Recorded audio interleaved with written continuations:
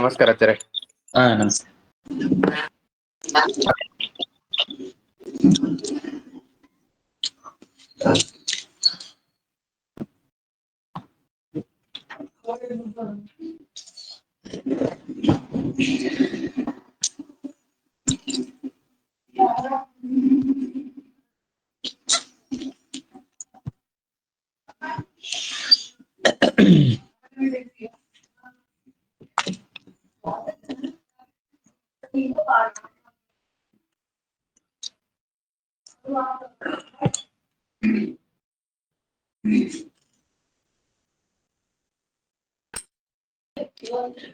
ನಾವು ಶುರು ಮಾಡ್ಬೋದು ಆಚಾರ್ಯ. ಹರಿಯಣ್ಣ ಜಾಯ್ನ್ ಆಗಲ್ಲ ಅಂತೆ. ಆಯ್ತಾಯ್ತು. ಈ VGR ಇವರು ಗುರುರಾಜನ್ ಅವರು. ಹೌದು ಹೌದು ಆಚಾರ್ಯ. NR ಅಂದ್ರೆ ಇವರು ಶ್ರೀರೇಣನ್ ಅಣ್ಣ. ಹೌದು. ಆಯ್ತು. ಶ್ರೀ ಗುರುಭ್ಯೋ ನಮಃ ಪರಮ ಗುರುಭ್ಯೋ ನಮಃ ಶ್ರೀಮದಾನಂದ ತೀರ್ಥ ಭಗವತ್ಪಾದಾಚಾರ್ಯ ಗುರುಭ್ಯೋ ನಮಃ. ಹರಿ ಓಂ. ಪ್ರಣಮ್ಯ ಚರಣಾಂಭೋಜಯುಗಲಂ ಕಮಲಾಪತೇಃ ಪ್ರಮಾಣಪದ್ಧತಿಂ ಕುರ್ಮೋ ಬಾಲಾನಾಂ ಬೋಧಸಿದ್ಧಯೇ ಅಬ್ರಹ್ಮಂ ಮಂಗ್ರಹಿತಂ ಮದರಂ ವಿಮಲಂ ಸದಾ ಆನಂದತೀರ್ಥಮತಲಂ ಜೇತಾಪತ್ರಯಾಪಹಂ ತ್ರೈಪದೇಶ ಗಂಭೀರೆ ವಾಕ್ಯೈಮಾನೈರಖಂಡಿತೈಃ ಗುರುಭಾವಂ ವಿಂದಯಂತಿ ಭಾತಿ ಶ್ರೀಜಯತೀರ್ಥವಾಕ್ अस्मद्गुरुसमारम्भां टीकाकृत्पादमध्यगां श्रीमदाचार्यपर्यन्तां वन्दे गुरुपरम्परां विद्यापीठविधातारं विद्यावारिचन्द्रं विद्यार्थिवत्सलं वन्दे महामहिमसद्गुरुम् आपादमौलिपर्यन्तं गुरूणामाकृतिं स्मरेत् तेन विघ्नाः प्रणश्यन्ति सिद्ध्यन्ति च मनोरथाः. श्रीगुरुभ्यो नमः. हरिः ओम्.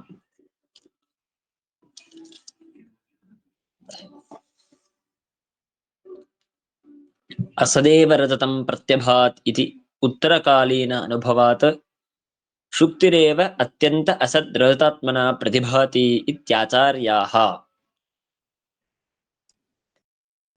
ಯಥಾರ್ಥ ಜ್ಞಾನದ ವಿಷಯದಲ್ಲಿ ಎಲ್ಲ ಮತದ ವಿವಾದವಿದೆ. ಹಾಗಾಗಿ ಅದನ್ನೆಲ್ಲವನ್ನು ಅನುವಾದ ಮಾಡಿದ್ರು.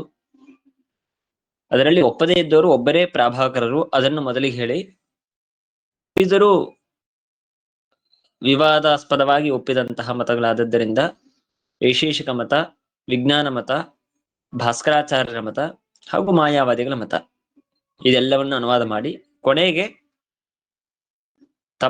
ನಮ್ಮ ಸಿದ್ಧಾಂತವನ್ನು ಶ್ರೀಮದಾಚಾರ್ಯರ ಸೂಚನೆ ಮಾಡಿದ ಅಂಶವನ್ನು ಹೇಳುವುದಕ್ಕಾಗಿ ಅಸದೇವ ರಜತಂ ಪ್ರತ್ಯಭಾತ್ ಇತಿ ಉತ್ತರಕಾಲೀನ ಅನುಭವಾತ್. ಅಂದರೆ ನಮಗೆ ಜ್ಞಾನ ಬಂದ ಆದ ಮೇಲೆ ಸಾಕ್ಷಿಯಿಂದಾಗಿ ಉತ್ತರ ಕಾಲದಲ್ಲಿ ಅಸದೇವ ರಜತಂ ಪ್ರತ್ಯಭಾತ್, ಅಸತ್ಯವಾದ ರಜತವನ್ನು ನಾನು ನಿಜವಾಗ್ಲೂ ಅದು ಸತ್ಯವಾದ ರಜತ ಅಂತ ತಪ್ಪು ತಿಳಿದು ಬಿಟ್ಟೆ ಅಂತ ಹೇಳಿ ಸಾಕ್ಷಾನುಭವದಿಂದಾಗಿ ನಮಗೆ ಸಿದ್ಧವಾದದ್ದರಿಂದಾಗಿ ಏನ್ ತಿಳಿದು ಬರುತ್ತೆ ಅಂತಂದ್ರೆ, ಶುಕ್ತಿರೇವ ಅತ್ಯಂತ ಅಸತ್ ರಜತಾತ್ಮನ ಪ್ರತಿಭಾತಿ ಇತ್ಯಾಚಾರ್ಯಾಹ. ಅಂದರೆ ಶುಕ್ತಿರೇವ ಅಂತಂದ್ರೆ ಆ ಚಿಪ್ಪೆ, ಸಮುದ್ರದಲ್ಲಿ ನಾವು ನೋಡುವಂತಹ ಯಾವ ಶುಕ್ತಿ ಇದೆಯೋ ಅದೇ ನಮಗೆ ಅತ್ಯಂತ ಅಸತ್ಯವಾದಂತಹ ರಜತ ಎಂಬುದಾಗಿ ನಾನು ತಿಳಿದು ಬಿಟ್ಟೆ. ಹಾಗಾಗಿ ಅಲ್ಲೇನಾಗಿದೆ ಅಂತಂದ್ರೆ ಅದಕ್ಕೆ ಆರೋಪ್ಯ ಅಂತಂತಾರೆ. ಅಧಿಷ್ಠಾನ ಆರೋಪ್ಯ ಅಂತ ಎರಡು ಶಬ್ದದಿಂದ ವ್ಯವಹಾರ ಮಾಡ್ತಾರೆ ಆ ಸ್ಥಳದಲ್ಲಿ. ಅಧಿಷ್ಠಾನ ಅಂತಂದ್ರೆ ಎಲ್ಲಿ ನೀವು ಯಾವುದನ್ನು ನೋಡಿ ನೀವು ರಜತ ಅಂತ ತಿಳಿತಾ ಇದ್ದೀರಾ? ಆ ಚಿಪ್ಪೆಯನ್ನು ನೋಡಿ, ಶುಕ್ತಿಯನ್ನು. ಹಾಗಾಗಿ ಅದು ಅಧಿಷ್ಠಾನ. ಯಾವುದನ್ನು ತಿಳಿತಾ ಇದ್ದೀರಾ? ರಜತವನ್ನು. ಅದಕ್ಕೆ ಆರೋಪ್ಯ ಅಂತಂತಾರೆ, ಆರೋಪಣ ಅಂತಂತೇವಲ್ವಾ. ಬೇರೆ ಒಂದು ವಸ್ತುವಿನಲ್ಲಿ ಮತ್ತೊಂದು ವಸ್ತುವನ್ನು ಆರೋಪಣ ಅಂದ್ರೆ ಮತ್ತೊಂದು ವಸ್ತು ಎಂಬುದಾಗಿ ತಿಳಿಯೋದು. ಹಾಗಾಗಿ ಅದು ಅಸತ್ಯ, ಅವುಗಳ ಸಂಬಂಧವೂ ಅಸತ್ಯ. ಇವಾಗ ಸತ್ಯವಾದ ಎರಡು ಪದಾರ್ಥವಿದ್ರೆ ಅದಕ್ಕೂ ಈ ಪದಾರ್ಥಕ್ಕೂ ಸಂಬಂಧವಿದೆ ಅಂತನೂ ಸತ್ಯ, ತೊಂದರೆ ಇಲ್ಲ. ಆದರೆ ಆ ರಜತ ಅಂತ ಅನ್ನೋದೇ ಅಸತ್ಯ ಅಂತಂದ್ಮೇಲೆ ಆ ಆರೋಪ್ಯವಾದ ಅಸತ್ಯವಾದ ರಜತಕ್ಕೂ ಈ ಅಧಿಷ್ಠಾನವಾದ ಶುಕ್ತಿಗೂ ಇರುವ ಸಂಬಂಧ ಅದು ಸರ್ವಥಾ ಅಸತ್ಯವಾಗಿದೆ, ಅದು ಕೂಡ ಒಪ್ಪಬಾರದು. ಹಾಗಾದ್ರೆ ಇಲ್ಲಿ ಮೂರಿದೆ ಈಗ. ಮೊದಲಿಗೆ ಅಧಿಷ್ಠಾನ ಶುಕ್ತಿ, ಅದರಲ್ಲಿ ಆರೋಪವನ್ನು ಯಾವುದನ್ನು ಮಾಡ್ತಾ ಇದ್ದೇವೆ? ರಜತದ ಆರೋಪವನ್ನು ಮಾಡ್ತಾ ಇದ್ದೇವೆ. ಸೊ ಅದು ಒಂದು, ಎರಡಾಯ್ತು. ಮೂರನೇದ್ದು ಅದು ಎರಡಕ್ಕೂ ಇರುವ ಸಂಬಂಧ ಇದೆ. ಮೂರರಲ್ಲಿ ಯಾವುದು ಸತ್ಯ ಯಾವುದು ಮಿಥ್ಯಾ ಅಂದ್ರೆ ಅಧಿಷ್ಠಾನವಾದಂತಹ ಶುಕ್ತಿ ಮಾತ್ರ ಸತ್ಯ. ಅದರಲ್ಲಿ ಆರೋಪ ಮಾಡಿದ ರಜತವಾಗಲಿ ಅಥವಾ ಅವುಗಳ ಸಂಬಂಧವಾಗಲಿ, ಅದಕ್ಕೆ ಹೇಳ್ತಾರೆ ಆ ಸಂಬಂಧಾರೋಪ ಅಂತಂತಾರೆ. ಸಂಬಂಧವನ್ನು ಆರೋಪ ಮಾಡೋದು, ಪದಾರ್ಥವನ್ನು ಆರೋಪ ಮಾಡೋದು. ಸೊ ಹಾಗಾಗಿ ಎರಡೂ ಅಸತ್ಯವಾಗಿದೆ ಇಲ್ಲಿ. ಆದರೆ ಹೀಗೆ ಎಲ್ಲ ಕಡೆ ಆಗಬೇಕು ಅಂತಿಲ್ಲ. ಉದಾಹರಣೆಗೆ ಮಾವಿನ ಗಿಡ ಇರತ್ತೆ ಅಂತ ಇಟ್ಕೊಳ್ರಿ. ಅನೇಕ ಕಡೆ ನಾವು ನೋಡಿರ್ತೇವೆ, ಮಾವಿನ ಗಿಡ ಪಕ್ಕದಲ್ಲೇ ಬೇವಿನ ಗಿಡ ಬಂದಿರುತ್ತೆ. ಅದು ಒಳಗೊಳಗ ಜೊತೆಯಾಗಿ ಕೂಡಿ ಕೂಡಿ ಬೆಳೆದಿರುತ್ತೆ. ಒಂದೊಂದು ಸಮ್ ಟೈಮ್ ಒಂದು ಬಿಡಿ ಬಿಡಿಯಾಗಿದ್ರು ಪಕ್ಕದಲ್ಲೇ ಬೆಳೆದಿರುತ್ತೆ, ಇನ್ನೊಂದು ಒಳಗೆ ಬೆಳೆದಿರುತ್ತೆ. ಅಂತ ಸಮಯದಲ್ಲಿ ನಮಗೆ ಸರಿಯಾಗಿ ಜ್ಞಾನವಾಗೋದಿಲ್ಲ. ಪರೀಕ್ಷೆ ಮಾಡಿ ಆಮೇಲೆ ನಮಗೆ ಗೊತ್ತಾಗುತ್ತೆ, ಓ ಇದು ಮಾವಿನ ಗಿಡ, ಇದು ಬೇವಿನ ಗಿಡ ಇತ್ಯಾದಿಯಾಗಿ, ಅಶ್ವತ್ಥ ವೃಕ್ಷ ಇಲ್ಲ ಇದು ಮಾವಿನ ಗಿಡ ಅಂತ ಇತ್ಯಾದಿಯಾಗಿ. ದೂರದಲ್ಲಿ ಸ್ವಲ್ಪ ದೂರದ ನಿಂತು ನಾನೇನ್ ತಿಳ್ಕೊಂಡ್ಬಿಡ್ತೇನೆ, ಎರಡೂ ಮಾವಿನ ಗಿಡ ಅಂತ ತಿಳ್ಕೊಂಡ್ಬಿಟ್ಟೆ, ಇಲ್ಲ ಎರಡೂ ಅಶ್ವತ್ಥ ವೃಕ್ಷ ಅಥವಾ ಎರಡೂ ಬೇವಿನ ಗಿಡ ಅಂತ ತಿಳ್ಕೊಂಡ್ಬಿಟ್ಟೆ. ಅದೇನದು ಆರೋಪ. ಅದು ಒಂದನ್ನು ಮಾತ್ರ ತಿಳಿಬೇಕಾಯ್ತು, ಎರಡನ್ನೂ ನಾನು ತಿಳಿದು ಬಿಟ್ಟೆ. ಹಾಗಾಗಿ ಅದು ಆರೋಪ. ಹಾಗಾದ್ರೆ ಆರೋಪವಾಗಿದೆ ಅಂತಂದ್ಮೇಲೆ ಅದು ಅಸತ್ಯವಾದು. ಯಾವುದು ಅಸತ್ಯ ಯಾವುದು ಸತ್ಯ ಅಲ್ಲಿ ನಾವು ವಿಚಾರ ಮಾಡ್ಬೇಕು. ಇವಾಗ ಎಲ್ಲೋ ಜ್ಯುವೆಲ್ಲರಿ ಶಾಪ್ ಅಲ್ಲಿ ಇತ್ತು ರಜತ, ಇಲ್ಲೆಲ್ಲೋ ಸಮುದ್ರ ದಂಡೆಯಲ್ಲಿ ನಾನು ಚಿಪ್ಪೆಯನ್ನು ನೋಡಿದೆ, ಅದರ ಸ್ಮರಣೆ ಬಂತು, ಅದರಂತೆ ಕಾಣಿಸ್ತು, ಹಾಗಾಗಿ ನನ್ನ ರಜತ ಅಂತ ನಾನು ಆರೋಪ ಮಾಡ್ಕೊಂಡೆ. ಹೇಗದು ಅಸತ್ಯ? ತೊಂದರೆ ಇಲ್ಲ. ಎಲ್ಲಿ ಎರಡು ಗಿಡ ಇದೆ, ಆ ಎರಡೂ ಗಿಡ ಇದ್ದ ಜಾಗದಲ್ಲಿ ನಾನು ಎರಡೂ ಗಿಡ ಮಾವಿನ ಗಿಡ ಅಂತ ಅಂದ್ಬಿಟ್ಟೆ. ಹಾಗಾದ್ರೆ ಇಲ್ಲಿ ಹೇಗೆ ಅಂದ್ರೆ ಅಲ್ಲಿ ಆರೋಪಿತವಾದದ್ರೂ ಅದು ಅಸತ್ಯವಲ್ಲ, ಸತ್ಯ ಅಂತ ತಿಳಿಬೇಕು. ಅಂದ್ರೆ ಯಾವ್ದ್ಯಾವ್ದರ ಆರೋಪ ಮಾಡ್ತೇವೆಯೋ ಎಲ್ಲವೂ ಅಸತ್ಯ ಅಂತ ತಿಳಿಬಾರದು. ಇಂತಹ ಪ್ರಸಂಗದಲ್ಲಿ ಪಕ್ಕದಲ್ಲಿದ್ದ ಪದಾರ್ಥವನ್ನು ನೋಡಿ ಅದು ಪದಾರ್ಥ ಇದು ಎರಡು ಒಂದೇ ಅಂತ ತಿಳಿದಾಗ ಅವಾಗ ನೀವು ಯಾವುದರ ಆರೋಪ ಮಾಡುತ್ತಾ ಇದ್ದೀರಾ ಅದು ಸತ್ಯವೇ. ಹಾಗಾದ್ರೆ ಇದು ಮಿಥ್ಯಾ ಅಯಥಾರ್ಥ ಜ್ಞಾನ ಅಂತ ಯಾಕೆ ಹೇಳ್ಬೇಕು ಅಂದ್ರೆ ಅದರ ಹೇಳ್ಕೊಳ್ಳೋದು ಅಲ್ಲಿ ಅಭಿಪ್ರಾಯವೇನು ಅಂತಂದ್ರೆ ಸಂಬಂಧ ಮಾತ್ರ ಅಸತ್ಯ ಅಂತ ಅಭಿಪ್ರಾಯ. ಇದು ನಮ್ಮ ಸಿದ್ಧಾಂತದ ತುಂಬಾ ಮಹತ್ವದ ಪ್ರಮೇಯ. ಇದು ಆರೋಪವಾದದ್ದು ಎಲ್ಲವೂ ಅಸತ್ಯ ಅಂತ ಆಗಬೇಕು ಅಂತಿಲ್ಲ ಅಂತ ಇಲ್ಲಿ ವಾಕ್ಯದಲ್ಲಿ ಸೂಚನೆ ಇಲ್ಲ, ಆದ್ರೆ ನಿಮ್ಮ ಸಿದ್ಧಾಂತದ ಇಂತಹ ಪ್ರಸಂಗದಲ್ಲಿ ಹೇಳುವ ಮಾತಿದು. ದೂರದಲ್ಲಿದ್ದು ಆರೋಪ ಮಾಡಿದಾಗ ಅಸತ್ಯವೇ, ಪಕ್ಕದಲ್ಲೇ ಇದ್ದು ಆರೋಪ ಮಾಡಿದಾಗ ಪದಾರ್ಥದ ಅಸತ್ಯವಲ್ಲ. ಯಾಕೆಂದ್ರೆ ಮಾವಿನ ಗಿಡವೂ ಸತ್ಯವಾಗಿದೆ, ಆಮೇಲೆ ಬೇವಿನ ಗಿಡವೂ ಸತ್ಯವಾಗಿದೆ. ಆದರೆ ಎರಡೂ ಬೇವಿನ ಗಿಡ ಅಂತ ನಾನು ತಿಳಿದೆ ಅಥವಾ ಎರಡೂ ಮಾವಿನ ಗಿಡ ಅಂತ ತಿಳಿದೆ ನಾನು. ಏನು ಸಂಬಂಧವಿದೆ, ಸಂಬಂಧ ಮಾತ್ರ ಅಸತ್ಯ. ಅದನ್ನಿಟ್ಟುಕೊಂಡು ಅಯಥಾರ್ಥ ಜ್ಞಾನ ಅಂತ ವ್ಯವಹಾರ ಮಾಡೋದು, ಇದು ಅಷ್ಟು ಬೇಗ ಕನ್ವಿನ್ಸ್ ಆಗೋದು ಕಷ್ಟ. ಯಾಕೆಂದ್ರೆ ಯಾವ್ದನ್ನ ಆರೋಪ ಮಾಡ್ತೇವೆ ಎಲ್ಲವೂ ಮಿಥ್ಯ ಅಂತ ಆಗಬೇಕು, ಅಸತ್ಯ ಅಂತ ಆಗಬೇಕು. ಒಂದೇ ವಸ್ತು ಅಂತ ಆರೋಪ ಮಾಡ್ತಾ ಇದ್ದೇವೆ ಅಂತಂದ್ಮೇಲೆ ಅದು ಹೇಗೆ ಸತ್ಯ ಅಂದ್ರೆ ಸತ್ಯವಾಗಿ ಎದುರಿಗೆ ಕಾಣಿಸ್ತಾ ಇದೆ, ಹಾಗಾಗಿ ಸತ್ಯ ಅಂತ ಒಪ್ಪಬೇಕು ನಾವು. ನೀವು ತಿಳಿಯೋದು ತಪ್ಪಾಗಿ ತಿಳಿದ ಮಾತ್ರಕ್ಕೆ ಜ್ಞಾನ ಇದು ಅಸತ್ಯ ಅಂತ ಹೇಳಬಾರದು, ಸಂಬಂಧ ಮಾತ್ರ ಅಸತ್ಯ ಹೀಗೆ ಹೇಳಿ. ಅದಕ್ಕಾಗೇನೆ ಶ್ರೀಮದಾಚಾರ್ಯ ಹೇಳಿದ್ದು ಪ್ರಮಾಣ ಲಕ್ಷಣಾದಿಗಳಲ್ಲಿ ಹೇಳುವಾಗ ಅಸತಃ ಸತ್ವ ಪ್ರತೀತಿ ಸತಃ ಅಸತ್ವ ಪ್ರತೀತಿ ಇತಿ ಅನ್ಯತಾ ಪ್ರತೀತಿರೇವ ಭ್ರಾಂತಿ ಅಂತಂತಾರೆ. ಅಂದ್ರೆ ಅಸತ್ಯವಾದದ್ದನ್ನು ಸತ್ಯ ಅಂತ ತಿಳಿಯೋದಾಗಲಿ ಅಥವಾ ಸತ್ಯವಾದದ್ದನ್ನು ಅಸತ್ಯ ಅಂತ ತಿಳಿಯೋದಾಗ್ಲಿ ಇದೇ ಭ್ರಾಂತಿ. ಇದನ್ ಬಿಟ್ರಿ ನೀನು ಇಲ್ಲ, ಅನ್ಯಥಾ ಪ್ರತೀತಿ ಅಂತಂತಾರೆ. ಇದು ಎಲ್ಲೇ ಹೋಗ್ಲಿ, ಎಲ್ಲೇ ಹೋದರೂ ಅದು ಭ್ರಾಂತಿ ಅಂತ ಆಗ್ಬೇಕು ಅಂದ್ರೆ ಅನ್ಯಥಾ ಪ್ರತೀತಿ, ಏನಿದೆಯೋ ಅದಕ್ಕೆ ವಿಪರೀತವಾಗಿ ತಿಳಿಯೋದು, ಅಂದ್ರೆ ಅದು ಮಾತ್ರ ಭ್ರಾಂತಿ ಅಂತ ಹೀಗೆ ಶ್ರೀಮದಾಚಾರ್ಯ ಸೂಚನೆ ಮಾಡಿದ್ದು. ಅದಕ್ಕೆ ಅನುಗುಣವಾಗಿ ಅನುವ್ಯಾಖ್ಯಾನದಲ್ಲೂ ಹಾಗೆ ಸಮರ್ಥನೆ ಮಾಡಿದ್ದಾರೆ. ಇಲ್ಲಿ ನೋಡ್ಕೊಂಡು ಅದಕ್ಕೆ ಟೀಕಾಕೃತ ಹೀಗೆ ಅಸದೇವ ಇದಂ ರಥಂ ಪ್ರತ್ಯವಾದಿತ್ಯುತ್ತರ ಕಾಲೀನ ಅನುಭವಾತ್ ಶುಕ್ತಿರೇವ ಅತ್ಯಂತ ಅಸದ್ರತಾತ್ಮನ ಪ್ರತಿಭಾತಿ, ಶುಕ್ತಿಯೇ ನಮಗೆ ಹಾಗೆ ತೋರತ್ತೆ ಅಂತ ಹೀಗೆ ಯಥಾರ್ಥ ಜ್ಞಾನದ ವಿಷಯದಲ್ಲಿ ವಿವಾದ ಮತ್ತೆ ಸ್ವಮತ ತಮ್ಮ ಸಿದ್ಧಾಂತ ಏನು ಅಂತ ಅನ್ನೋದನ್ನ ಹೇಳಿದ್ರು. ಇಷ್ಟು ಹೇಳಿದ ಮೇಲೆ ಹಿಂದೆ ಯಥಾರ್ಥ ಜ್ಞಾನಂ ಪ್ರಮಾ ಅಂತ ಹೇಳೋ ಕಡೆಗೆ ಯಥಾರ್ಥ ಅಂತ ಅನ್ನೋದ್ರಿಂದ ಏನ್ ಮಾಡಿದ್ರಿ ಅಂತ ಪ್ರಶ್ನೆ ಮಾಡಿದಾಗ ಸಂಶಯ, ವಿಪರ್ಯಯ ಹಾಗೂ ಸಂಶಯ ಸಾಧನಗಳು ಎಲ್ಲ ಕಡೆಗೆ ದೋಷ ಬರುತ್ತೆ, ಅದೆಲ್ಲವನ್ನು ಪರಿಹಾರ ಮಾಡೋದಕ್ಕಾಗಿ ಯಥಾರ್ಥ ಅಂತ ಶಬ್ದವನ್ನು ಸೇರಿಸ್ತೇವೆ ಅಂತ ಹಿಂದೆ ಹೇಳಿದ್ರು. ಅವಾಗ ಪ್ರಶ್ನೆ ಬರುತ್ತೆ, ಅದಕ್ಕಾಗಿ ಮೇಲೆ ಬಂದ ವಿಚಾರಗಳು, ಸಂಶಯ ಅಂದ್ರೆ ಏನು, ಸಂಶಯಕ್ಕೆ ಕಾರಣ ಎಷ್ಟು, ವಿಪರ್ಯ ಅಂದ್ರೆ ಏನು, ಆ ವಿಪರ್ಯವನ್ನು ಆ ಯಥಾರ್ಥ ಜ್ಞಾನವನ್ನು ಕೆಲವರು ಅನೇಕ ಮತದಲ್ಲಿ ವಿವಾದವಿದೆ, ಅದೆಲ್ಲ ಏನು, ನಮ್ಮ ಮತದ್ದೇನು ಅಂತೆಲ್ಲ ವಿಚಾರ ಮಾಡಿದ್ರು. ಆದರೆ ಅದರ ಜೊತೆಗೆ ಮತ್ತೊಂದನ್ನು ಹೇಳಬೇಕಾಗಿತ್ತು ಅಂತ ಪ್ರಶ್ನೆ ಮಾಡ್ತಾರೆ. ಯಥಾರ್ಥ ಜ್ಞಾನಂ ಅಂತ ಹೇಳುವಾಗ ಯಥಾರ್ಥ ಅಂತ ಹೇಳದೆ ಹೋದಾಗ ಸಂಶಯ ಮತ್ತೆ ವಿಪರ್ಯ ಹಾಗೂ ತತ್ಸಾಧನಲ್ಲಿ ದೋಷ ಬರುತ್ತೆ ಅಂತ ಅಷ್ಟೇ ಹೇಳಬಾರದು. ಇನ್ನೊಂದಿದೆ, ಅದಕ್ಕೆ ಅನಧ್ಯವಸಾಯ ಅಂತ ಕರೀತಾರೆ. ಏನು ಅನಧ್ಯವಸಾಯ ಅಂದ್ರೆ ಏನು ಮುಂದೆ ಇಲ್ಲೇ ಸೂಚನೆ ಮಾಡ್ತಾರೆ. ಆ ಅನಧ್ಯವಸಾಯ ಅಂತ ಅನ್ನೋದು ಒಂದಿದೆ, ಅದರಲ್ಲಿ ದೋಷ ಬರುತ್ತೆ, ಅದನ್ನು ಪರಿಹಾರ ಮಾಡುವುದಕ್ಕಾಗಿಯೂ ಕೂಡ ಯಥಾರ್ಥ ಅಂತ ಅನ್ನೋ ಶಬ್ದವನ್ನು ಸೇರಿಸಬೇಕು ಅಂತ ಹೇಳಬೇಕಾಗಿತ್ತು, ಆದರೆ ಹೇಳಿಲ್ಲ. ಯಥಾರ್ಥಾಂತ ಶಬ್ದವನ್ನು ಹೇಳದೆ ಹೋದರೆ ಸಂಶಯ, ವಿಪರ್ಯಯ, ತತ್ಸಾಧನ ಇಲ್ಲಿ ದೋಷ ಬರುತ್ತೆ, ಅದನ್ನು ಪರಿಹಾರ ಮಾಡೋದಕ್ಕಾಗಿ ಯಥಾರ್ಥ ಅಂತ ಹೇಳಬೇಕು ಅಂತಿಷ್ಟೇ ಹೇಳಿದ್ರು. ಅದರ ಜೊತೆಗೆ ಅನಧ್ಯವಸಾಯ ಅಂತ ಅನ್ನೋದನ್ನು ಸೇರಿಸಲೇ ಇಲ್ಲ. ಹಾಗಾದ್ರೆ ಏನದು, ಅದು ನಿಮಗೆ ಲಕ್ಷ್ಯವಾ, ಅಂದ್ರೆ ಅದು ಪ್ರಮಾಣ ಅಂತ ಅಭಿಪ್ರಾಯವಾ?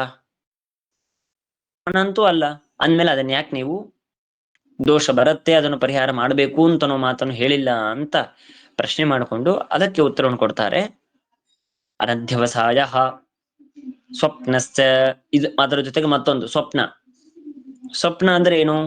ಪೂರ್ವ ಪಕ್ಷಿಗಳು ನಾವು ಶಾಸ್ತ್ರಜ್ಞಾನವಾಗುವವರೆಗೆ ಸ್ವಪ್ನ ಅಂದ್ರೆ ಸುಳ್ಳು ಅಸತ್ಯ, ಏನೂ ಇಲ್ಲ, ಸುಮ್ನೆ ಊಹೆ, ಸರ್ವಥಾ ಸಾಧ್ಯ ಇಲ್ಲ. ಅದಕ್ಕಾಗಿಯೇನೆ ಸ್ವಪ್ನದ ವಿಚಾರ ತುಂಬಾ ಇದೆ, ಪ್ರಯತ್ನ ಮಾಡೋಣ, ಪಾಠದಲ್ಲೇನೆ ಎಷ್ಟು ಹೇಳೋದಕ್ಕೆ ಸಾಧ್ಯವಿದೆ ವಾಕ್ಯದ ಪ್ರಸಂಗದಲ್ಲಿ ಅಷ್ಟು ತಿಳಿಯುವ ಪ್ರಯತ್ನ ಮಾಡೋಣ. ಯಾಕೆಂದ್ರೆ ಅದಕ್ಕಾಗಿಯೇನೆ ಪ್ರತ್ಯೇಕವಾಗಿ ಸೂತ್ರಗಳನ್ನು ವೇದವ್ಯಾಸ ರಚನೆ ಮಾಡಿದ್ದಾರೆ. ಓಂ ಸಂಧ್ಯೆ ಸೃಷ್ಟರಾಹಿ ಓಂ ನಿರ್ಮಾತಾರಂ ಚೈಕೆ ಪುತ್ರಾದಯಶ್ಚ ಮಾಯಾ ಮಾತ್ರಂ ಕಾರ್ಸನೇನ ಅನಭಿವ್ಯಕ್ತ ಸ್ವರೂಪತ್ವಾತ್ ಇತ್ಯಾದಿಯಾದ ಸೂತ್ರಗಳಿಂದಾಗಿ ಸ್ವಪ್ನದ ವಿಷಯಕವಾಗಿ ಸತ್ಯತ್ವವನ್ನು, ಯಾವ ಅಂಶಕ್ಕೆ ಸತ್ಯತ್ವ ಒಪ್ಪಬೇಕು, ಯಾವ ಅಂಶಕ್ಕೆ ಸತ್ಯತ್ವ ಒಪ್ಪಬಾರದು, ಪೂರ್ವ ಪಕ್ಷಿಗಳು ಏನಂತ ಹೇಳ್ತಾರೆ, ಯಾಕೆ ಸುಳ್ಳು ಅಂತ ಹೇಳ್ತಾರೆ, ಹೀಗೆ ಎಲ್ಲ ಮಾತು ಚರ್ಚೆ ಅದರ ಮೇಲೆ ನಿಂತಿದೆ.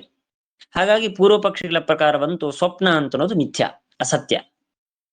ಅಂದ ಮೇಲೆ ಅಲ್ಲೂ ದೋಷ ಬರುತ್ತೆ, ಅದನ್ನು ಪರಿಹಾರ ಮಾಡಬೇಕು ಅಂತ ಅನ್ನೋದಕ್ಕಾಗಿ ಯಥಾರ್ಥ ಅಂತ ಅನ್ನೋ ಶಬ್ದವನ್ನು ಸೇರಿಸ್ತಾರೆ ಅಂತೂ ಹೇಳಬೇಕಾಗಿತ್ತಲ್ವೇ ಅಂತ ಹೀಗೆ ಎರಡರ ಪ್ರಶ್ನೆಯನ್ನು ಇಟ್ಟುಕೊಂಡು ಈ ಪುಟ ಪ್ರಾರಂಭ ಆಗ್ತಾ ಇದೆ.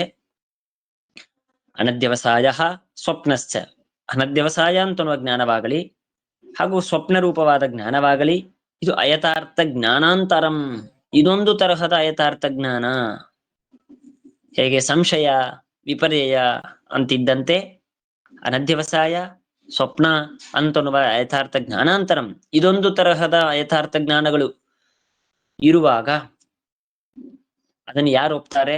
ಅಸ್ತಿ ಇತಿ ವೈಶೇಷಿಕಾಹ, ವೈಶೇಷಿಕರ ಮತದಲ್ಲಿ ಈ ಅನಧ್ಯವಸಾಯ ಹಾಗೂ ಸ್ವಪ್ನ ಇದು ಅಯಥಾರ್ಥ ಜ್ಞಾನ ಅಂತ ಒಪ್ತಾರೆ. ಅಂದಮೇಲೆ ಅವರು ನಿಮಗೆ ದ್ವೈತಿಗಳಿಗೆ ದೋಷ ಕೊಡಬಹುದಲ್ಲೇ ಅಂತ ಪ್ರಶ್ನೆ ಮಾಡಿದ್ರೆ ಅದಕ್ಕೆ ಉತ್ತರ ಕೊಡ್ತಾರೆ. ಈಗ ಮೊದಲಿಗೆ ಅನಧ್ಯವಸಾಯ ಅಂದ್ರೆ ಏನು, ಆಮೇಲೆ ಸ್ವಪ್ನ ಅಂದ್ರೆ ಏನು ಅಂತ ಮುಂದಿನ ವಿಚಾರ ಮಾಡ್ತಾರೆ.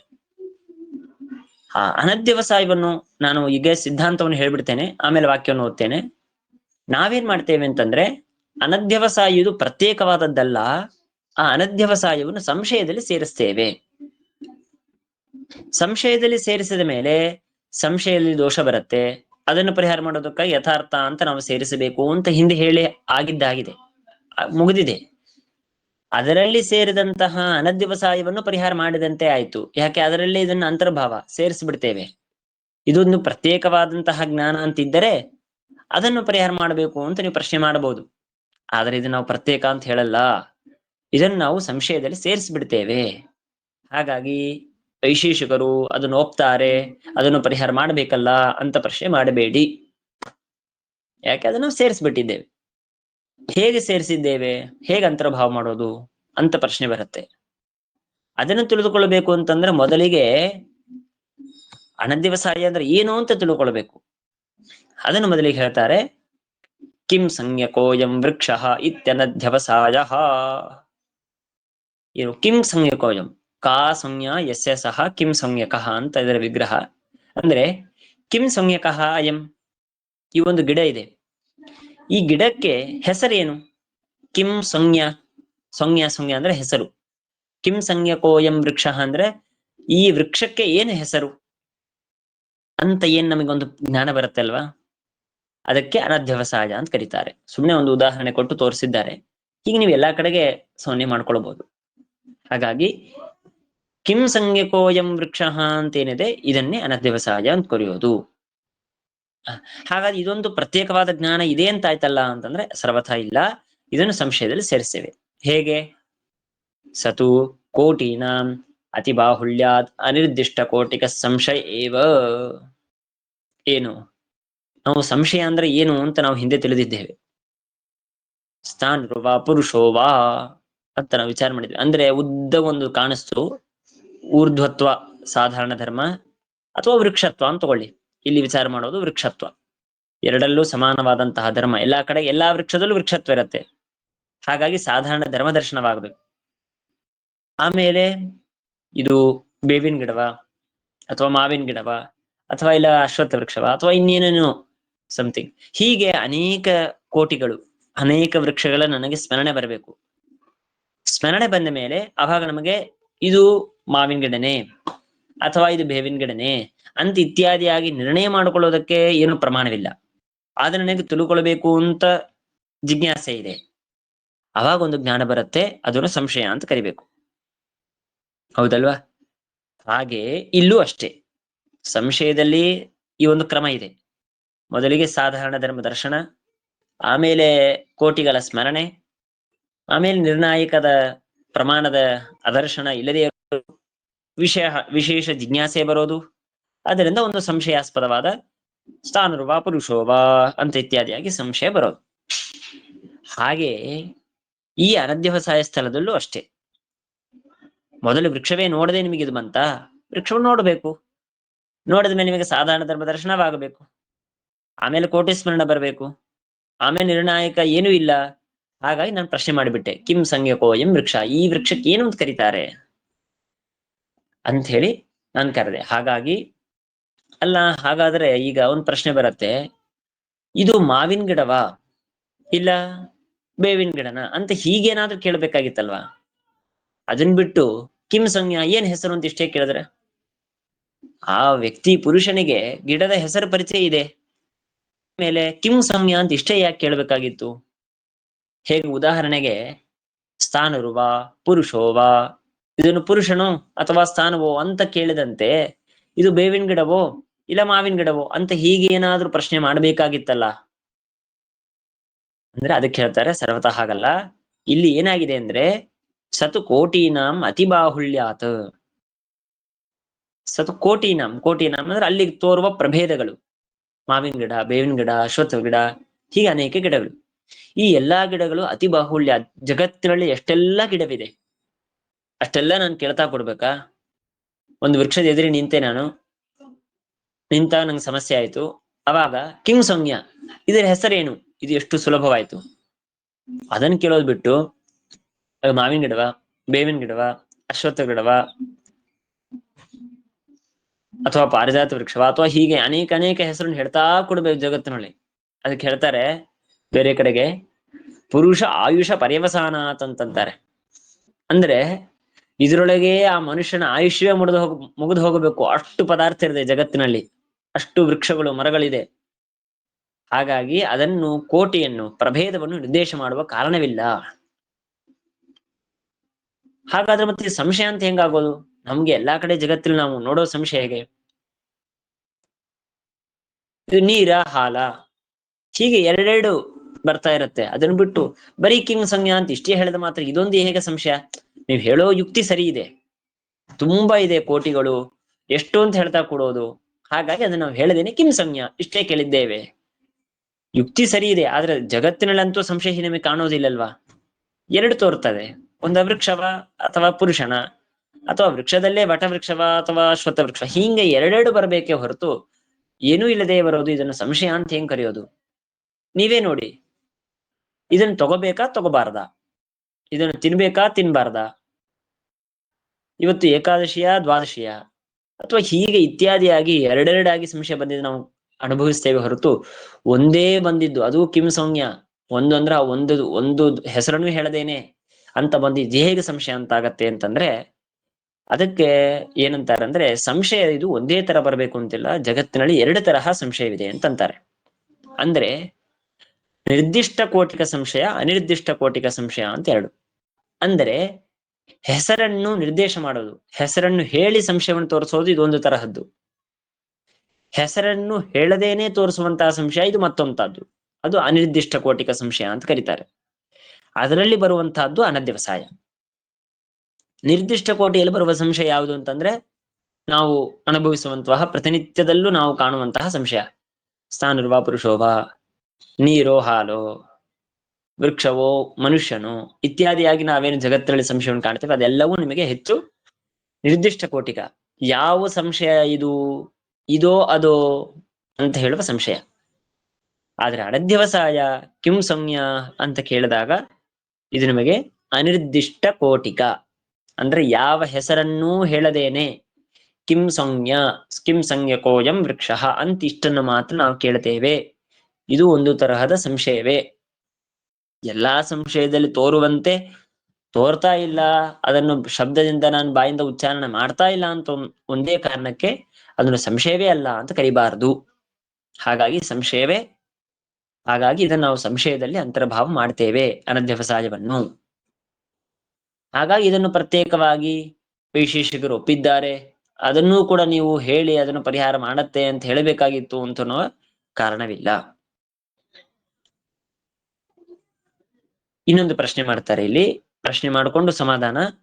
ವಟಾದಿವ್ಯಾವೃತ್ತಿಂ ಪಶ್ಯತೋಪಿ ಪನಸೆ ಕಿಂ ಸಂಜ್ಞಕೋಯಂ ವೃಕ್ಷ ಇತ್ಯುತ್ಪದ್ಯತೆ ತಜ್ಞಾನಮೇವ ನ ಭವತಿ ಕಿಂತು ಸಂಜ್ಞಾ ವಿಷಯಂ ಜಿಜ್ಞಾಸಾ ಮಾತ್ರಂ. ಏನು, ಈಗ ನಾನು ಒಂದು ವೃಕ್ಷವನ್ನು ನೋಡಿದೆ, ನಿಜವಾಗ್ಲೂ ಅದೊಂದು ಹಲಸಿನ ಹಣ್ಣಿನ ವೃಕ್ಷ ಅಂತಂತಾರೆ, ಪನಸ ವೃಕ್ಷ. ಆ ವೃಕ್ಷದಲ್ಲಿ ಇದು ವಟವೃಕ್ಷ ಅಲ್ಲ ಅಂತ ನಂಗೆ ಗೊತ್ತು, ಯಾಕಂದ್ರೆ ನಂಗೆ ವಟವೃಕ್ಷದ ಪರಿಚಯವಿದೆ. ವಟವೃಕ್ಷ ಹೇಗಿರತ್ತೆ ಅಂತ ಹೇಳಿ ನಂಗೆ ವಟವೃಕ್ಷದ ಪರಿಚಯ ಇದೆ.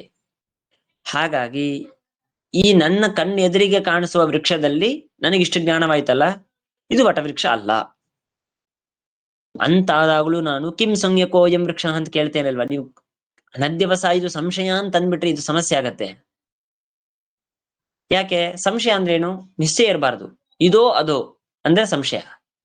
ಆದ್ರೆ ನನ್ನ ಕಣ್ಣಿಗೆ ಈ ಕಣ್ಣು ಎದುರಲ್ಲಿ ಇರುವ ವೃಕ್ಷ ಒಂದಿದೆ, ಆ ವೃಕ್ಷದ ಹೆಸರು ನಂಗೆ ಗೊತ್ತಿಲ್ಲ, ಆದ್ರೆ ಇದು ವಟವೃಕ್ಷ ಅಲ್ಲ ಅಂತ ಜ್ಞಾನವಿದೆ ನನಗೆ. ವಟವೃಕ್ಷದ ಪರಿಚಯ ನನಗಿದೆ. ಅಂತಹ ಸಮಯದಲ್ಲಿ ಇದರ ಹೆಸರೇನು ಅಂತ ನಾನು ತಿಳ್ಕೊಳ್ಬೇಕಾಗಿದೆ. ಅವಾಗ ನಾನು ಕೇಳ್ತೇನೆ ಕಿಂ ಸಂಜ್ಞಕೋಯಂ ವೃಕ್ಷ ಅಂತ ಕೇಳ್ತೇನೆ. ಇದನ್ನು ಸಂಶಯದಲ್ಲಿ ಸೇರಿಸ್ತೀರಾ ನೀವು? ಅನಧ್ಯವಸಾಯವನ್ನು ಸಂಶಯದಲ್ಲಿ ಸೇರಿಸೋಣ ಅಂತ ಇದ್ದೀರಾ. ಇಂತಹ ಸಮಯದಲ್ಲಿ ಬರುವ ಕಿಂ ಸಂಜ್ಞಕೋಯಂ ವೃಕ್ಷ ಅಂತ ಹೇಳಿ ಬರುವ ಸ್ಥಳದಲ್ಲಿ ಸಂಶಯ ಅಂತ ಹೇಗೆ ಹೇಳೋದು? ಯಾಕೆಂದ್ರೆ ಮತ್ತೊಂದು ವೃಕ್ಷ ವಟವೃಕ್ಷ ಇದೆ, ಅದು ಇದಲ್ಲ ಅಂತ ನನಗೆ ನಿಶ್ಚಯವೇ ಇದೆ, ಆದರೂ ಕಿಂ ಸಂಜ್ಞಕೋಯಂ ಅಂತ ಕೇಳ್ತೇನೆ. ಯಾಕೆ? ಎದುರಿಗಿರುವ ವೃಕ್ಷದ ಪರಿಚಯ ನನಗಿಲ್ಲ ಅಂತನೋ ಕಾರಣಕ್ಕೆ. ಅಂದ್ಮೇಲೆ ಇದನ್ನು ನಾವು ಸಂಶಯದಲ್ಲಿ ಸೇರಿಸೋದಕ್ಕೆ ಸಾಧ್ಯವೇ ಇಲ್ಲ. ಹಾಗಾಗಿ ಅನಧ್ಯವಸಾಯವನ್ನು ಸಂಶಯದಲ್ಲಿ ಸೇರಿಸಬಾರದು ಅಂತ ಹೀಗೆ ಪ್ರಶ್ನೆ ಮಾಡಿದ್ರೆ ಅದಕ್ಕೆ ಹೇಳ್ತಾರೆ, ವಟಾದಿ ವ್ಯಾವೃತ್ತಿಂ ಪಶ್ಯತೋಪಿ. ಅಂದ್ರೆ ವಟಾದಿ ವ್ಯಾವೃತ್ತಿ ಇದು ವಟವೃಕ್ಷ ಅಲ್ಲ ಅಂತನ್ನುವಂತಹ ವ್ಯಾವೃತ್ತಿ ಜ್ಞಾನ, ಇದರಿಂದ ಭಿನ್ನವಾಗಿದೆ ಅಂತನ್ನುವ ಜ್ಞಾನ ತನಗೆ ನಿಶ್ಚಯ ಇದ್ದರೂ ಕೂಡ ಪನಸೆ ಅಂದ್ರೆ ಪನಸ ವೃಕ್ಷದಲ್ಲಿ ಯತ್ಕಿಂಚನ್ಯಕೋಯಂ ವೃಕ್ಷ ಯುತ್ಪದ್ಯತೆ ಅಂದ್ರೆ ಇದರ ಹೆಸರೇನು, ಪನಸ ವೃಕ್ಷದ ಹೆಸರು ನನಗೆ ಗೊತ್ತಿಲ್ಲ, ಅದರ ಹೆಸರೇನು ಅಂತನ್ನುವ ನನಗೆ ಈ ಅನಧ್ಯವಸಾಯ ರೂಪವಾದಂತಹದ್ರ ಒಂದು ಒಂದು ತರಹದ ಜ್ಞಾನ ಹುಟ್ಟತ್ತೆ. ಆದರೆ ಅದೇನು ಅಂತಂದ್ರೆ ತಜ್ಞಾನಮೇವ ನಭವತಿ, ಅಂದ್ರೆ ಅದು ಜ್ಞಾನವೇ ಅಲ್ಲ. ಅದು ಅಂದ್ರೆ ಜ್ಞಾನವಾಗಿತ್ತು ಅಂತಂದ್ರೆ ಅದು ಸಂಶಯವೋ, ಅಥವಾ ಅದು ಅನಧ್ಯವಸಾಯವೋ, ಅಥವಾ ಇನ್ನೇನೋ ಆಯತಾರ್ಥ ಜ್ಞಾನವೋ, ಅಥವಾ ಇನ್ನು ಬೇರೆ ಬೇರೆ ಜ್ಞಾನಗಳು ಪ್ರಭೇದಗಳು ಇದೆ, ಅದನ್ನ ಹೇಳಬೇಕು ಅಂತ ಪ್ರಶ್ನೆ ಮಾಡಬಹುದಾಗಿತ್ತು ಒಂದು ಜ್ಞಾನವಾಗಿದ್ದರೆ. ಅಂದ್ರೆ ಉದಾಹರಣೆಗೆ ಇದೊಂದು ವೃಕ್ಷ ಒಂದು ವೃಕ್ಷದ ಜಾತಿಯಲ್ಲಿ ಬಂದಿದ್ರೆ ಇದು ಯಾವ ವೃಕ್ಷ, ಇದು ಪನಸ ವೃಕ್ಷವಾ, ವಟವೃಕ್ಷವಾ, ಅಶ್ವತ್ಥ, ಏನೋ ಒಂದು ಪ್ರಶ್ನೆ ಮಾಡಬಹುದು. ಅದು ವೃಕ್ಷವೇ ಅಲ್ಲ ಅಂದ್ರೆ ಏನ್ ಮಾಡೋದು? ಹಾಗೆ ಇಂತಹ ಸ್ಥಳದಲ್ಲಿ ಬರುವಂತಹದ್ದೇನಿದು ಜ್ಞಾನವೇ ಅಲ್ಲ. ಜ್ಞಾನವೇ ಅಲ್ಲ ಅಂದ್ಮೇಲೆ ಸಂಶಯ ಜ್ಞಾನವೋ ಅನಧ್ಯವಸಾಯವೋ, ಅಥವಾ ಈ ಅನಧ್ಯವಸಾಯವನ್ನು ಸಂಶಯದಲ್ಲಿ ಸೇರಿಸೋಣವೋ ಬೇಡವೋ ಅಂತನ್ನುವ ಪ್ರಶ್ನೆಗೆ ಅವಕಾಶವೇ ಇಲ್ಲ. ಯಾಕೆಂದ್ರೆ ಜ್ಞಾನವೇ ಅಲ್ಲ ಅದು. ಅಲ್ರಿ ಮತ್ತೆ ಹಿಂದೆ ತೋರಿಸಿದ್ವಲ್ವ ನಾವು, ಈಗ ಇವತ್ತಿನ ಪಾಠ ಪ್ರಾರಂಭದಲ್ಲೇ ಕಿಂ ಸಂಗಿಕೋ ಎಂ ವೃಕ್ಷ ಇತ್ಯನಧ್ಯವಸಾಯ ಅದನ್ನು ಸಂಶಯದಲ್ಲಿ ಅಂತರ್ಭಾವ ಮಾಡ್ತೇವೆ ಅಂತ ಒಂದು ವಾಕ್ಯ ಹಿಂದೆ ವಿಚಾರ ಮಾಡಿದ್ದಾರೆ. ಮತ್ತಿಲ್ಲಿ ನೋಡಿದ್ರೆ ಇಂತಹ ಸ್ಥಳ ವಿಶೇಷದಲ್ಲಿ ಒಂದು ನನಗೆ ಅಪರಿಚಿತವಾದ ವೃಕ್ಷ ಎದುರಿಗಿದ್ದಾಗ ಅಲ್ಲಿ ಬೇರೆ ಒಂದು ವೃಕ್ಷದಿಂದಾಗಿ ಭೇದ ಜ್ಞಾನ ಅದು ಅಲ್ಲ ಅಂತ ನಿಶ್ಚಯವಿರುವಾಗ, ಅವಾಗ ಜಿಜ್ಞಾಸೆಯಿಂದಾಗಿ ಕಿಂ ಸಂಗಿಕೋಯಂ ಅಂತ ಕೇಳಿದಾಗ ಇದು ಜ್ಞಾನವೇ ಅಲ್ಲ ಅಂತಂದ್ರೆ ಮತ್ತೇನದು ಅಂತ ಪ್ರಶ್ನೆ ಬರುತ್ತೆ. ಕೇಳಿದ್ರು ಕಿಂತು ಸಂಜ್ಞಾ ವಿಷಯಂ ಜಿಜ್ಞಾಸಾ ಮಾತ್ರಂ. ಏನು ಸಂಜ್ಞಾ ವಿಷಯಂ ಜಿಜ್ಞಾಸಾ ಮಾತ್ರಂ? ಸಂಜ್ಞಾ ವಿಶೇಷ, ಸಂಜ್ಞಾ ಅಂದ್ರೆ ಹೆಸರು, ಆ ಸಂಜ್ಞಾ ವಿಷಯಕವಾದ ಜಿಜ್ಞಾಸೆ. ಸಂಜ್ಞಾ ವಿಷಯಕ ಜಿಜ್ಞಾಸೆ ಅಂದ್ರೆ ನನ್ನ ಎದುರಿಗೆ ಒಬ್ಬ ಪುರುಷ ಬಂದಿದ್ದಾನೆ, ಒಬ್ಬ ವ್ಯಕ್ತಿ ಮನುಷ್ಯ ಇದ್ದಾನೆ, ಅವನ ಹೆಸರು ಗೊತ್ತಿಲ್ಲ ನನ್ಗೆ, ಅವನ್ ಪಾಪ ಅವನು ಯಾರು ಅಂತ ಅನ್ನೋದು ಪರಿಚಯ ಇಲ್ಲ, ಆದರೆ ಇನ್ನೊಬ್ಬನ ಹೆಸರು ಗೋವಿಂದ ಅಂತಿದೆ. ಇವನು ಗೋವಿಂದನಂತೂ ಸರ್ವಥ ಅಲ್ಲ, ನಂಗೆ ಗೊತ್ತು ಗೋವಿಂದನ ಪರಿಚಯ ನನಗಿದೆ, ಅದು ಇವ ಗೋವಿಂದ ಅಲ್ಲ ಸರ್ವಥ ಅಂತ ನಿಶ್ಚಯವಿದೆ. ಅವಾಗ ನಾನು ಕೇಳ್ತೇನೆ ಈ ಮನುಷ್ಯನ ಹೆಸರೇನು ಅಂತ ನಾನು ಕೇಳಿದೆ, ಅದಕ್ಕೆ ಯಾರಾದ್ರೂ ಸಂಶಯ ಅಂತ ಕರಿಬೇಕಾ? ಸಂಶಯ ಇಲ್ಲ, ಯಾಕಂದ್ರೆ ಏಕಕೋಟಿ ಒಂದೇ ಕೋಟಿ ಇದೆ, ಉಳಿದವರು ಅಲ್ಲ ಅಂತ ನಿಶ್ಚಯವಾದ್ಮೇಲೆ ಅದನ್ನ ಸಂಶಯ ಅಂತ. ಹಾಗಾದ್ರೆ ಏನ್ ಮಾಡ್ಬೇಕು? ಹೆಸರನ್ನೇ ಜಿಜ್ಞಾಸೆ, ಅವನ ಹೆಸರು ಏನಿರಬಹುದು ಅಂತ ನಾನು ಕಲ್ಪನೆ ಮಾಡ್ತೇನೆ. ಓ ಏನು ಏನು ಏನು ಅದಕ್ಕೆ ನಾನು ಕೇಳ್ತೇನೆ ಇವ್ರ ಹೆಸರು ಏನು ಅಂತ. ಹಾಗೆ ಸಂಜ್ಞಾ ವಿಷಯಂ ಜಿಜ್ಞಾಸಾ ಮಾತ್ರ, ಇವನ ಹೆಸರು ಏನಿರಬಹುದು, ಯಾವ ಹೆಸರನ್ನು ಪಡೆದಿರಬಹುದು, ಈ ವೃಕ್ಷ ಯಾವ ಹೆಸರನ್ನು ಪಡೆದದ್ದಾಗಿರಬಹುದು ಅಂತ ಹೇಳಿ ನನಗೆ ಜಿಜ್ಞಾಸೆ ಮಾತ್ರ, ಹೊರತು ಇದು ಜ್ಞಾನ ಅಲ್ಲ. ಆಮೇಲೆ ಅಥವಾ ಜ್ಞಾನ ವಿಶೇಷವಾದ ಅನಧ್ಯವಸಾಯ ಸಂಶಯ ಆದಂತೂ ಅಲ್ಲೇ ಅಲ್ಲ. ಹಾಗಾಗಿ ಈ ಒಂದು ಪ್ರಶ್ನೆ ಇಟ್ಟುಕೊಂಡು ನಮ್ಮ ಪಕ್ಷವನ್ನು ಖಂಡನೆ ಮಾಡಬಾರದು.